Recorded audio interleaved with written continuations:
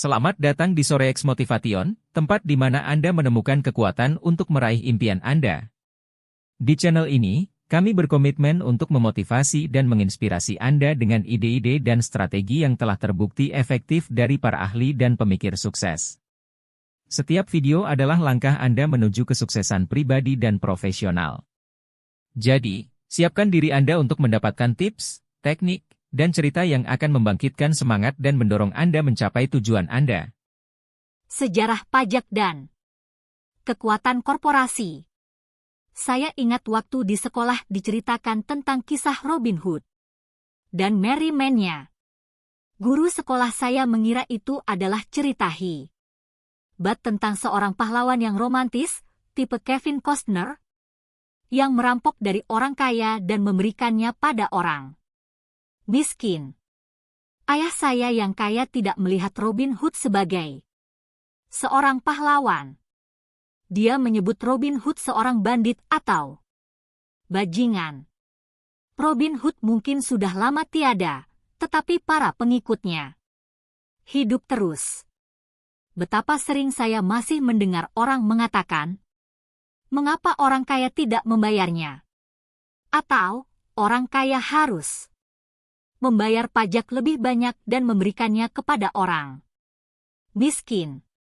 Gagasan Robin Hood mengambil dari orang kaya untuk memberi kepada orang miskin inilah yang telah menjadi hal paling menyakitkan bagi orang miskin dan kelas menengah. Alasan kelas menengah naik pajak yang sangat berat adalah karena cita-cita Robin Hood. Kenyataan realnya adalah bahwa orang kaya tidak dikenai pajak. Kelas menengahlah yang membayar orang miskin, terutama kelas menengah berpendidikan yang penghasilannya lebih tinggi. Lagi, untuk memahami sepenuhnya bagaimana segala sesuatunya terjadi, kita perlu melihat perspektif historis. Kita perlu melihat sejarah pajak. Meskipun ayah saya yang berpendidikan tinggi adalah ahli sejarah pendidikan, ayah saya yang kaya membentuk dirinya sebagai seorang ahli sejarah pajak. Ayah yang kaya menjelaskan kepada Mike dan saya bahwa pada mulanya di Inggris dan Amerika tidak ada pajak. Terkadang ada pajak-pajak temporer yang dipungut untuk membayar perang. Raja atau presiden akan berpidato dan meminta setiap orang untuk ikut menyumbang. Pajak dipungut di Inggris karena pertempuran melawan Napoleon dari tahun 1799 sampai 1816 dan di Amerika. Pajak dipungut untuk membayar Civil War yang berlangsung dari tahun 1861 sampai 1865. Pada 1874, Inggris menjadikan pajak penghasilan sebagai sebuah retribusi permanen bagi warga negaranya. Pada 1913, pajak penghasilan menjadi permanen di Amerika Serikat dengan penerapan amandemen ke-16 untuk undang-undang. Suatu kali, orang Amerika anti pajak. Ini akibat pajak berlebihan atas teh yang mengarah pada Tea Party yang terkenal di Boston Harbor, sebuah insiden yang turut menyulut Perang Revolusioner. Dibutuhkan waktu sekitar 50 tahun baik di Inggris maupun di Amerika Serikat untuk menjual gagasan pajak penghasilan yang dipungut secara teratur. Apa yang tidak diungkapkan oleh tanggal-tanggal historis itu adalah bahwa kedua pajak itu pada mulanya hanya dipungut bagi orang kaya. Poin inilah yang ingin disampaikan oleh ayah saya yang kaya pada Mike dan saya agar kami memahaminya. Dia menjelaskan bahwa gagasan tentang pajak dibuat populer dan diterima oleh mayoritas dengan memberitahu orang miskin dan kelas menengah bahwa pajak diciptakan untuk menghukum orang kaya. Beginilah cara Masami mungut suara untuk hukum, pajak, dan hukum itu menjadi sah secara konstitusional. Meskipun pajak itu dimaksudkan untuk menghukum orang kaya, dalam kenyataannya pajak malah menghukum kebanyakan orang yang turut memberi suara untuk itu, yakni orang miskin dan kelas menengah. Setelah pemerintah mencicipi rasanya uang, nafsunya pun bertambah besar, kata ayah yang kaya. Ayahmu dan saya sungguh sangat bertentangan. Dia adalah birokrat pemerintah, dan saya adalah seorang kapitalis. Kami mendapat bayaran, dan keberhasilan kami diukur berdasarkan perilaku yang berlawanan. Dia mendapat bayaran untuk membelanjakan uang dan menggaji orang. Semakin banyak yang dia belanjakan dan semakin banyak orang yang dia gaji, usahaannya pun menjadi semakin besar. Dalam pemerintahan, semakin besar perusahaannya, semakin dia dihormati.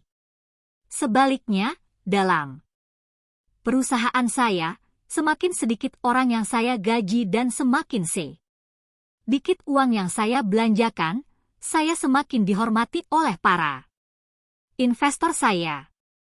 Itu sebabnya saya tidak menyukai orang-orang pemerintahan. Mereka mempunyai tujuan yang berbeda dari kebanyakan orang bisnis. Ketika pemerintah tumbuh, pajak semakin dibutuhkan untuk mendukungnya. Ayah saya yang berpendidikan sungguh percaya bahwa pemerintah seharusnya membantu rakyat. Dia menyukai John F. Kennedy dan terutama gagasan tentang Peace Corps. Dia sangat menyukai gagasan itu sampai-sampai dia dan ibu saya bekerja sebagai tenaga sukarelawan pelatihan Peace Corps untuk pergi ke Malaysia, Thailand, dan Filipina. Dia selalu berusaha untuk mendapatkan uang tambahan dan kenaikan dalam budgetnya sehingga dia dapat menggaji lebih banyak orang, baik dalam pekerjaannya di Departemen Pendidikan maupun dalam Peace Corps. Itulah pekerjaannya. Semenjak saya berumur kira-kira 10 tahun, saya mendengar dari ayah saya yang kaya bahwa para karyawan pemerintah adalah sekumpulan pencuri yang malas, dan dari ayah saya yang miskin saya akan mendengar betapa orang kaya itu bajingan rakus yang seharusnya disuruh membayar pajak lebih besar. Kedua sisi itu mempunyai poin yang valid. Sulit untuk bekerja bagi salah satu kapitalis terbesar di kota dan pulang kepada seorang ayah yang merupakan pemimpin pemerintah yang terkemuka. Tidaklah mudah untuk mengetahui siapa yang harus dipercaya. Namun, bila Anda belajar sejarah pajak, sebuah perspektif yang menarik muncul. Seperti telah saya katakan, penerimaan pajak hanya mungkin karena masa percaya pada teori ekonomi Robin Hood, yakni mengambil dari orang kaya dan memberikannya pada orang lain.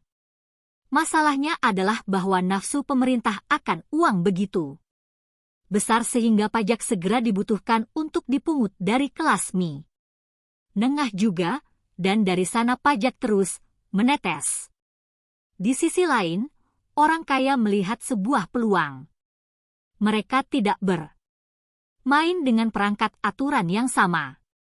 Seperti sudah saya katakan, orang kaya sudah tahu soal korporasi yang menjadi populer pada zaman kapal layar. Orang kaya menciptakan korporasi sebagai alat UN untuk membatasi risiko mereka terhadap aset dari setiap pelayaran.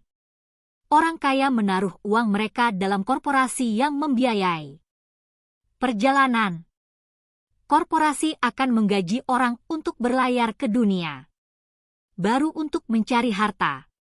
Jika kapal hilang, awak kapal kehilangan hidup mereka, tetapi bagi orang kaya kehilangan itu hanyalah sebatas uang yang mereka investasikan untuk pelayaran khusus itu.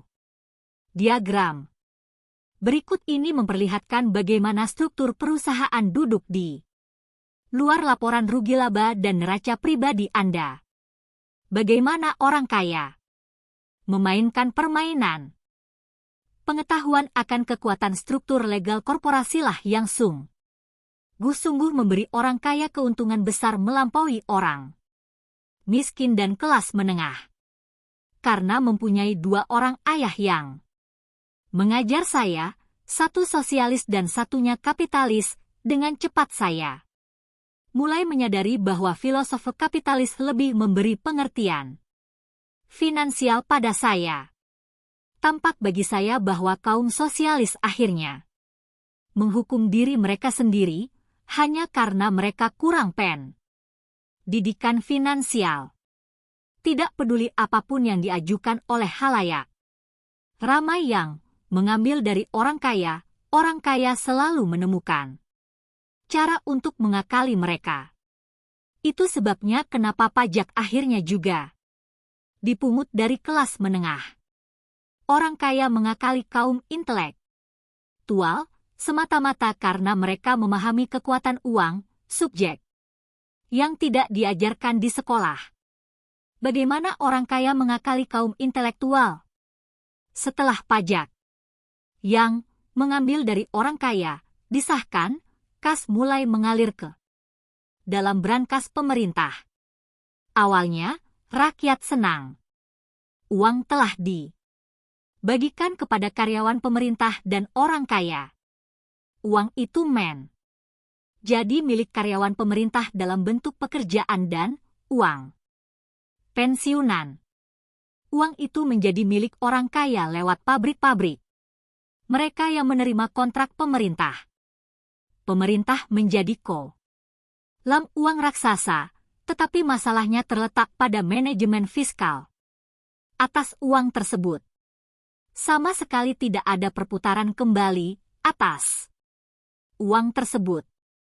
Dengan kata lain, kebijakan pemerintah, jika Anda adalah birokrat pemerintah, adalah menghindari uang yang berlebihan. Jika Anda gagal mengeluarkan dana yang diberikan pada Anda berisiko untuk kehilangan dana itu dalam budget berikutnya. Anda jelas tidak akan diakui karena bersikap efisien. Sebaliknya, orang bisnis diberi ganjaran atau hadiah bila mereka mempunyai kelebihan uang dan diakui karena efisiensi mereka. Ketika siklus pengeluaran pemerintah yang bertumbuh ini terus berlanjut, tuntutan akan uang pun naik dan gagasan, pajakilah orang kaya, sekarang diatur untuk memasukkan kelompok yang tingkat masukannya lebih rendah, artinya turun ke orang-orang yang memberi suara untuk pemungutan pajak itu, yakni orang miskin dan kelas menengah. Kapitalis sejati menggunakan pengetahuan finansial mereka untuk menemukan cara agar lolos dari pajak. Mereka kembali pada perlindungan korporasi. Korporasi melindungi orang kaya.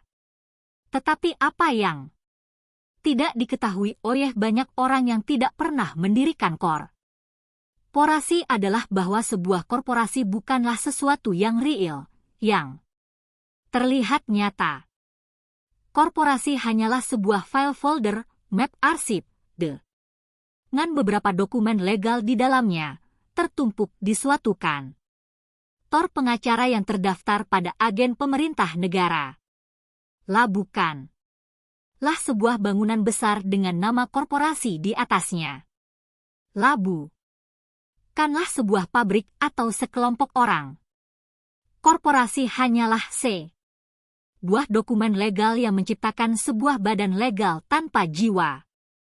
Kekayaan orang kaya sekali lagi dilindungi. Sekali lagi, penggunaan korporasi menjadi populer setelah Undang-Undang Penghasilan disahkan karena tarif pajak penghasilan korporasi kurang daripada tarif pajak penghasilan individual. Di samping itu, seperti telah diuraikan, pengeluaran tertentu di dalam korporasi bisa dibayar dengan uang sebelum kena pajak. Perang antara yang kaya dan yang tidak kaya telah berlangsung ratusan tahun. Orang banyak yang mengambil dari orang kaya, lawan orang kaya. Perang itu terjadi kapan saja dan di mana saja hukum dibuat. Perang itu akan berlangsung selamanya. Masalahnya, orang yang kalah adalah yang tidak mendapat informasi. Orang yang setiap hari bangun pagi dan dengan rajin pergi bekerja dan membayar pajak.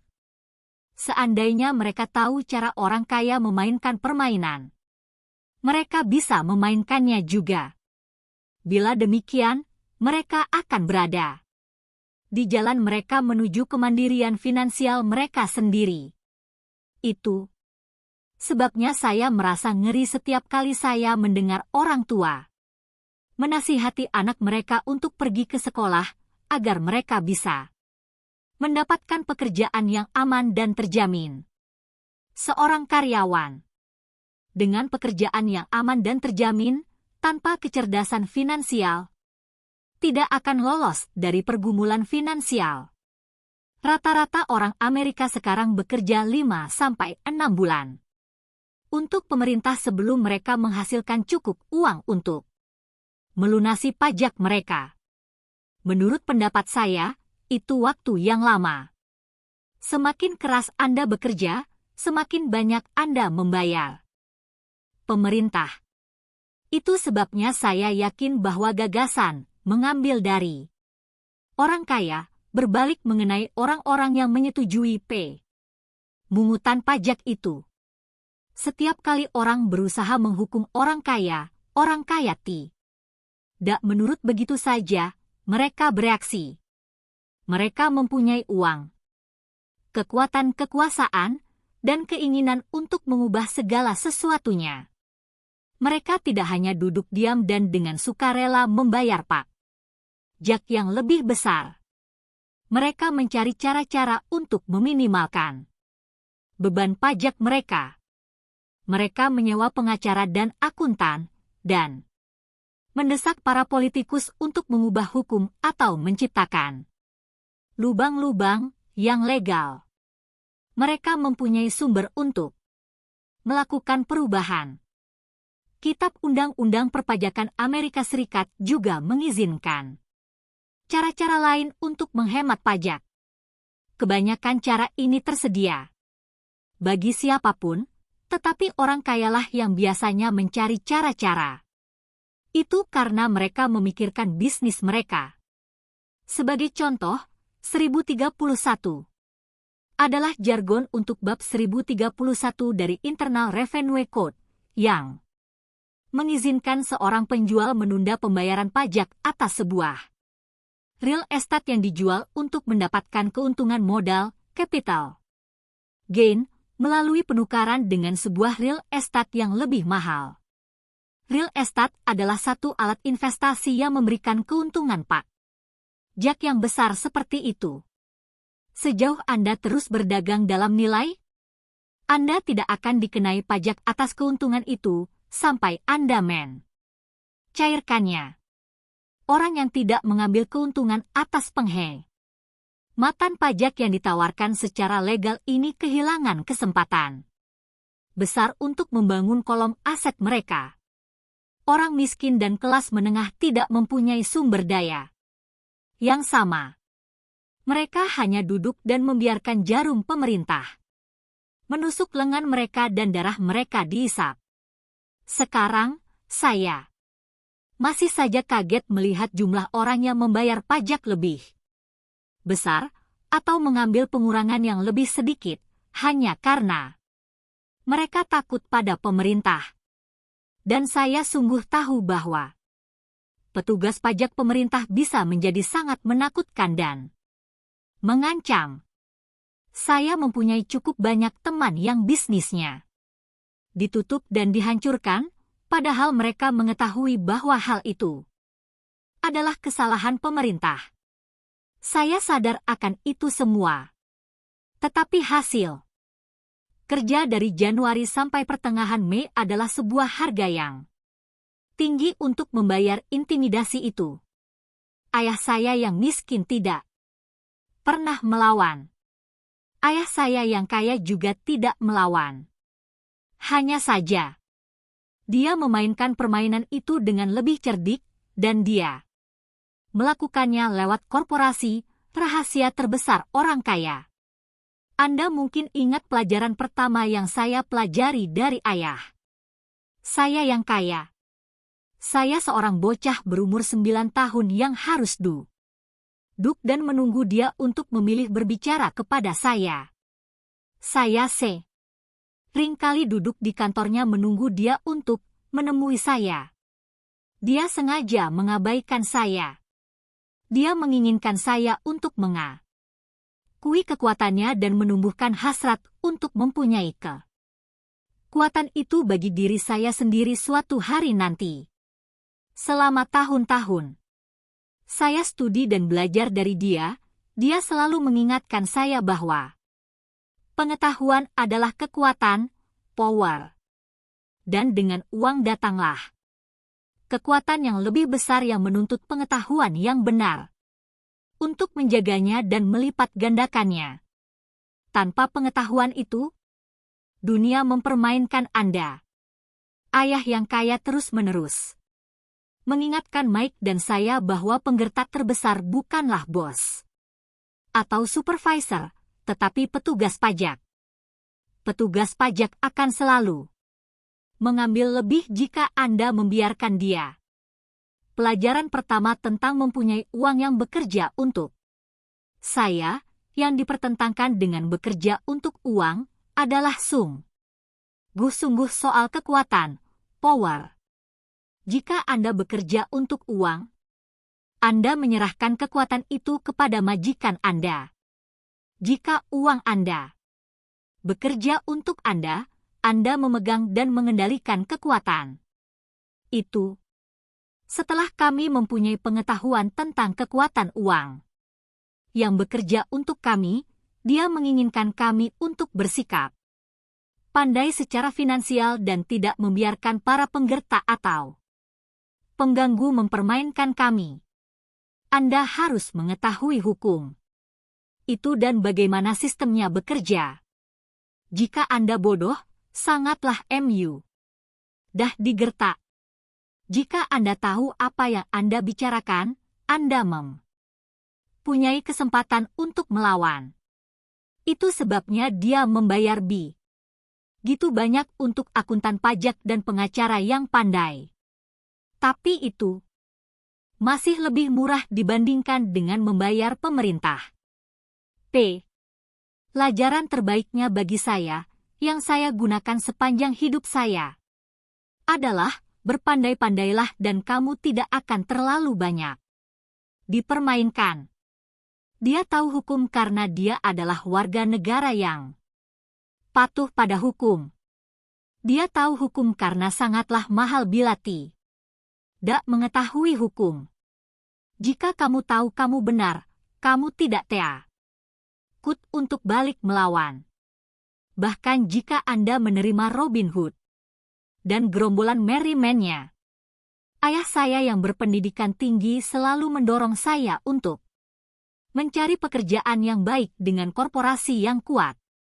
Dia berbicara tentang kebajikan, berusahalah untuk menaiki tangga perusahaan. Dia tidak mengerti bahwa dengan hanya bersandar pada gaji dari majikan perusahaan, saya akan menjadi sapi jinak untuk diperah. Ketika saya memberitahu ayah saya yang kaya tentang nasihat ayah saya, dia hanya tertawa kecil. Dia hanya mengatakan, mengapa tidak memiliki tangga itu sendiri? Sebagai seorang bocah, saya tidak mengerti apa yang dimaksud ayah yang kaya dengan memiliki korporasi saya sendiri. Itu adalah gagasan yang tampaknya tidak mungkin dan mengintimidasi. Meski pun saya senang dengan gagasan itu, jiwa muda saya tidak akan biarkan saya memimpikan kemungkinan bahwa setelah dewasa suatu hari saya akan bekerja untuk sebuah perusahaan yang akan menjadi milik saya. Maksud saya, jika bukan karena ayah saya yang kaya, saya mungkin akan mengikuti nasihat ayah saya yang berpendidikan. Itu hanyalah cara mengingatkan dari ayah saya yang kaya yang membuat gagasan untuk memiliki korporasi saya sendiri tetap hidup dan membuat saya tetap berada di jalan yang berbeda. Pada waktu saya berumur 15 atau 16 tahun, saya tahu saya tidak akan terus menjalani jalan yang direkomendasikan oleh ayah saya yang berpendidikan. Saya tidak tahu bagaimana saya akan melakukannya, tetapi saya memutuskan untuk tidak menempuh arah yang diambil oleh kebanyakan teman sekelas saya. Keputusan itu mengubah hidup saya. Saya belum genap berumur 20 tahun ketika nasihat ayah saya yang kaya mulai lebih masuk akal. Saya baru saja meninggalkan Marine Corps dan bekerja untuk Xerox. Saya menghasilkan banyak uang. Tetapi setiap kali saya melihat slip gaji saya selalu kecewa. Potongannya terlalu besar, dan semakin keras saya bekerja, semakin besar pula potongannya. Ketika saya semakin sukses, bos saya bicara soal promosi dan kenaikan gaji. Itu suatu sanjungan, tetapi saya bisa mendengar ayah saya yang kaya bertanya di telinga saya, "Untuk siapa kamu bekerja? Siapa yang kamu buat kaya?" Pada 1974, sewaktu masih karyawan Xerox, saya membentuk korporasi pertama saya dan mulai mengurus bisnis saya sendiri. Sudah ada beberapa aset dalam kolom aset saya, tetapi sekarang saya memutuskan berkonsentrasi untuk membuatnya lebih besar. Slip gaji dengan segala potongannya itu membuat seluruh tahun-tahun yang penuh dengan nasihat ayah saya yang kaya menjadi sangat masuk akal. Saya dapat melihat masa depan jika saya mengikuti nasihat ayah saya yang berpendidikan. Banyak majikan merasa bahwa menasihati karyawan mereka untuk memikirkan bisnis mereka sendiri adalah buruk bagi bisnis. Saya yakin hal itu bisa demikian bagi orang-orang tertentu. Tetapi bagi saya, memfokuskan diri pada bisnis saya sendiri dan mengembangkan aset menjadikan saya karyawan yang lebih baik. Sekarang saya mempunyai tujuan. Saya datang lebih awal dan bekerja dengan rajin, mengumpulkan uang sebanyak mungkin sehingga saya dapat mulai berinvestasi dalam real estate. Hawaii baru saja boom naik karena pertumbuhan ekonomi yang pesat, dan keuntungan bisa dibuat di sana. Semakin saya sadar bahwa kami dalam tahap awal sebuah boom, makin banyak mesin Xerox yang saya jual. Semakin banyak saya jual, semakin banyak uang saya peroleh, dan, tentu saja, semakin besar potongan gaji saya. Hal itu mendatangkan inspirasi. Saya sungguh sangat ingin keluar dari perangkap menjadi karyawan. Sehingga saya bekerja lebih keras, bukan berkurang. Pada 1978, saya secara konsisten menjadi salah satu dari 5 tenaga penjual paling top, malah seringkali yang nomor 1. Saya sungguh ingin keluar dari perlombaan tikus itu. Dalam waktu kurang dari 3 tahun, saya mendapatkan pemasukan lebih banyak dalam korporasi kecil saya sendiri, yakni holding company real estate, daripada yang saya hasilkan di Xerox. Dan uang yang saya dapatkan dalam kolom aset saya, dalam korporasi saya sendiri, adalah uang yang bekerja bagi saya. Bukan saya yang mengetuk pintu untuk menjual mesin fotokopi. Nasihat ayah saya yang kaya menjadi semakin masuk akal. Dalam waktu singkat, arus kas dari properti saya menjadi sangat kuat sehingga perusahaan saya membelikan saya mobil Porsche saya yang pertama. Rekan saya di Seros mengira saya belanjakan uang komisi saya. Padahal tidak. Saya menginvestasikan komisi saya dalam aset. Uang saya bekerja keras untuk menghasilkan uang lebih banyak. Setiap dolar dalam kolom aset saya adalah karyawan yang hebat, B. Kerja keras untuk menciptakan lebih banyak karyawan dan membelikan bosnya sebuah mobil Porsche baru dengan uang yang belum kena pajak. Saya mulai bekerja lebih keras untuk Seros. Rencana itu berhasil.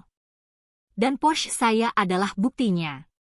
Dengan menggunakan pelajaran-pelajaran yang saya pelajari dari ayah saya yang kaya, saya mampu keluar dari perlombaan tikus itu.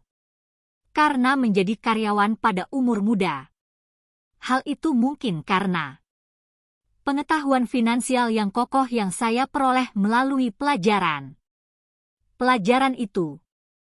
Tanpa pengetahuan finansial itu, yang saya sebut TQV. Finansial, jalan saya menuju kemandirian finansial pasti akan menjadi jauh lebih sulit. Sekarang saya mengajar orang lain lewat seminar. Seminar finansial dengan harapan bahwa saya bisa membagikan pengetahuan saya kepada mereka. Kapan saja berbicara, saya ingatkan orang-orang bahwa IQ finansial tersusun atas pengetahuan dari 4 bidang keahlian yang luas. Nomor 1 adalah akuntansi. Inilah yang saya sebut melek finansial. Keterampilan penting jika Anda ingin membangun imperium bisnis. Semakin banyak uang yang menjadi tanggung jawab Anda, semakin dibutuhkan keakuratan, atau rumah itu akan ambruk. Ini adalah otak. Bagian kiri, atau detail-detail. Melek finansial adalah kemampuan untuk membaca dan memahami laporan finansial. Kemampuan ini mengizinkan Anda untuk mengenali kekuatan dan kelemahan bisnis apapun. Nomor 2 adalah investasi. Inilah yang saya sebut ilmu pengetahuan tentang uang yang menghasilkan uang. Ini mencakup strategi dan formula. Ini adalah otak bagian kanan atau sisi kreatif. Nomor 3 adalah mengerti pasar. Ilmu pengetahuan tentang penawaran dan permintaan. Ada keharusan untuk mengetahui aspek-aspek teknis dari pasar yang merupakan dorongan emosi boneka Tiklemi.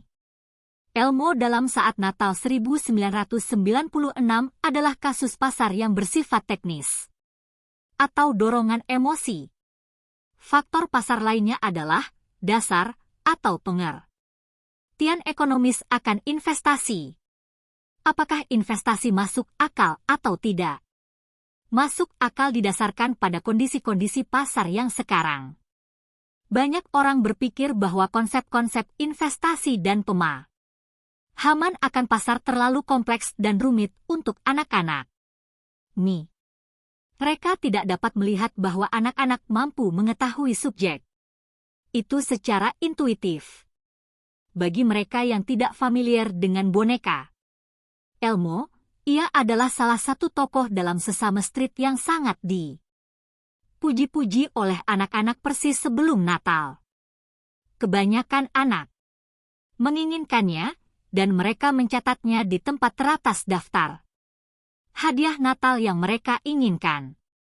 Banyak orang tua bertanya-tanya, apakah perusahaan tersebut dengan sengaja menahan produk itu dari pasar, sambil terus mengiklankannya selama Natal?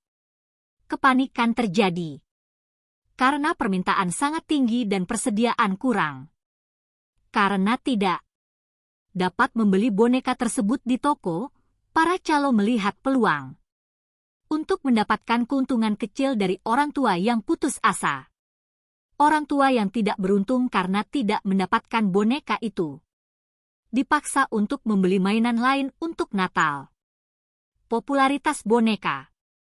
Tiklemi Elmo yang luar biasa itu tidak masuk akal bagi saya, tetapi itu menunjukkan sebuah contoh yang sangat bagus tentang penawaran dan permintaan. Hal yang sama berlaku untuk pasar saham, surat berharga, real estate, dan kartu bisbol. Nomor 4 adalah hukum. Misalnya, memanfaatkan korporasi yang dibungkus dengan keterampilan teknis tentang akuntansi, investasi, dan pasar dapat membantu pertumbuhan yang luar biasa. Orang dengan pengetahuan tentang keuntungan dan perlindungan pajak yang disediakan oleh sebuah korporasi dapat menjadi kaya dengan jauh lebih cepat daripada orang yang cuma menjadi karyawan atau pemilik tunggal sebuah bisnis kecil. Ini seperti perbedaan antara seseorang yang berjalan kaki dengan yang terbang. Perbedaan itu sangat besar bila menyangkut kekayaan jangka panjang. 1. Keuntungan pajak.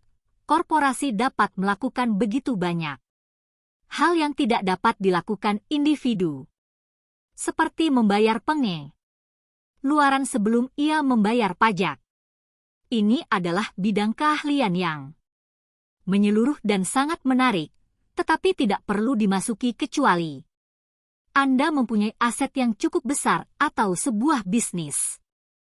Karyawan mendapat bayaran dan dikenakan pajak dan mereka berusaha hidup berdasarkan apa yang tersisa.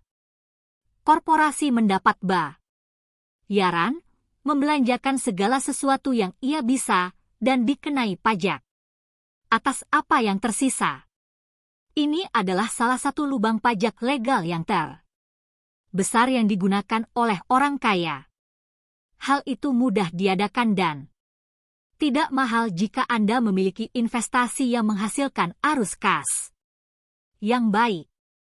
Contohnya, dengan memiliki korporasi Anda sendiri, liburan adalah pertemuan dewan pengurus di Hawaii. Pembayaran mobil, asuransi, reparasi adalah pengeluaran perusahaan. Keanggotaan klub kesehatan adalah pengeluaran perusahaan. Kebanyakan jamuan makan di restoran adalah pengeluaran tambahan. Dan sebagainya dan seterusnya, tetapi lakukanlah secara legal dengan uang sebelum kena pajak. 2. Perlindungan dari perkara hukum. Kita hidup dalam masyarakat yang mudah menuntut perkara secara hukum. Setiap orang inginkan contoh tindakan Anda. Orang kaya menyembunyikan banyak kekayaan mereka dengan menggunakan sarana-sarana seperti korporasi dan perseroan untuk melindungi aset mereka dari para kreditur. Ketika orang menggugat individu yang kaya, mereka sering kali menemui lapisan-lapisan perlindungan legal dan sering mendapati bahwa orang kaya sesungguhnya tidak memiliki apapun. Mereka mengendalikan segala sesuatu, tetapi tidak memiliki apapun. Orang miskin dan kelas menengah berusaha untuk memiliki segala sesuatu dan kehilangan hal itu untuk pemerintah atau warga negara sesamanya yang ingin menuntut orang kaya. Mereka belajar hal itu dari kisah Robin Hood. Mengambil dari orang kaya, memberi pada orang miskin. Tujuan buku ini bukanlah mendalami seluk-beluk pemilikan korporasi. Tetapi saya akan mengatakan bahwa jika Anda memiliki aset apapun yang sah, saya akan mempertimbangkan untuk mengetahui lebih banyak tentang keuntungan dan perlindungan yang ditawarkan oleh korporasi sesegera mungkin. Ada banyak buku yang ditulis tentang topik yang akan menguraikan keuntungan dan malah menunjukkan langkah-langkah yang perlu untuk mendirikan korporasi. Buku Think and Grow Rich secara khusus memberikan wawasan yang luar biasa dalam kekuatan korporasi pribadi. IQ finansial sesungguhnya adalah sinergi dari banyak keterampilan dan talenta. Tapi saya akan mengatakan ini adalah kombinasi 4 keterampilan teknis yang tercantum di atas yang membentuk inteligensi finansial dasar.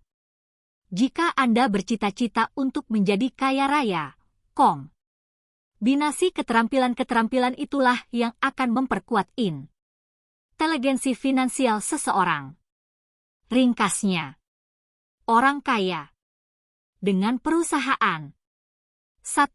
Mendapat bayaran 2. Membelanjakan 3. Membayar pajak. Orang yang bekerja untuk perusahaan 1. Mendapat bayaran 2. Membayar pajak 3. Membelanjakan.